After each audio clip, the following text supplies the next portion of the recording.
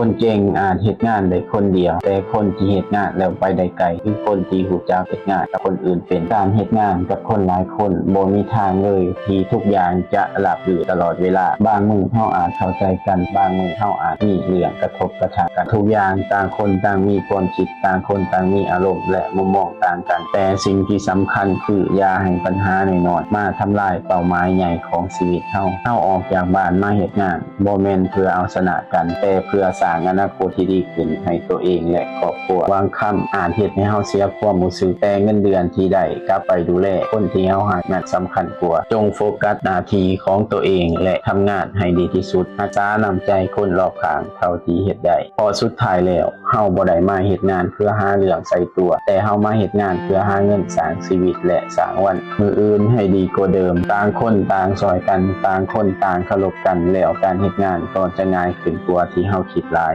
อย่าเสียพลังกับเรื่องบ่เป็นเรื่องจงเก็บพลังไว้สร้างชีวิตให้ดีขึ้นกว่าเก่า